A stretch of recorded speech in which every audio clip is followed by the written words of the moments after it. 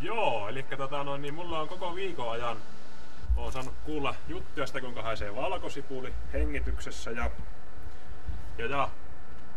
voi sanoa, että ei haise enää, koska tämä seuraava viikon haaste on vähän toisenlainen juttu.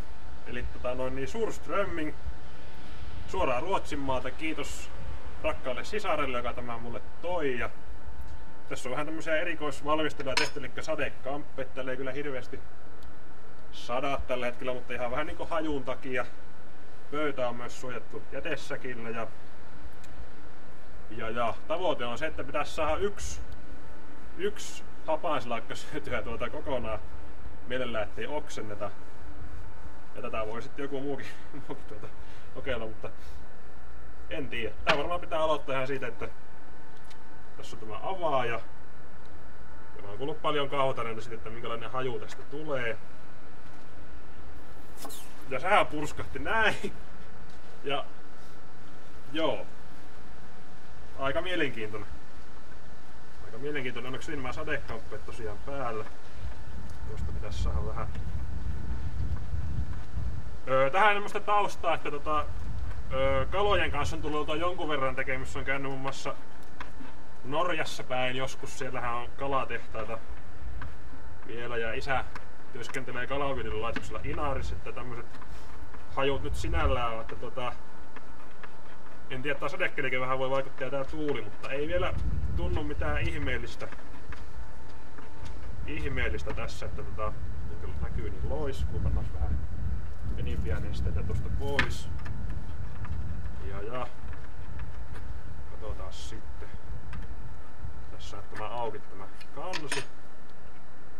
No niin, siellä on meillä herkullisen näköistä. En tiedä näkyykö kameraa, mutta on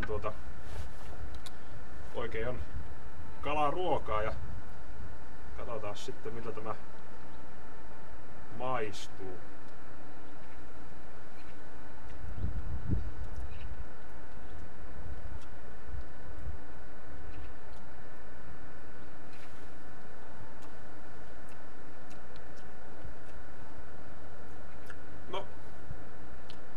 Täytyy sanoa, että ei tämä maku ole ollenkaan niin paha kuin se haju, että katoin semmoisen videon YouTubesta, missä jotkut Texasin pojat meinas oksentaa, kun ne sai tämän. Se oli tietenkin varmaan hellekeli, mutta onhan tää hapaanta, eikä tää nyt niin kovin hyvää oo, mutta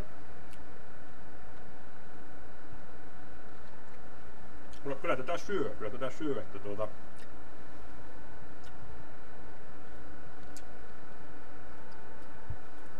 pyrstöä en syö.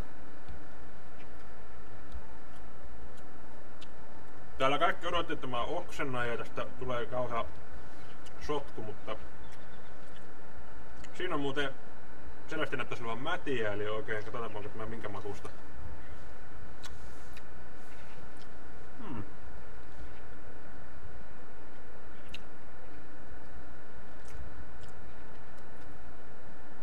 Tämähän on parempaa kuin se huono kouluruoka, se missä on vaan semmoista jotakin mautonta seitä, semmonen sinne olevina joku kuorute päällä ja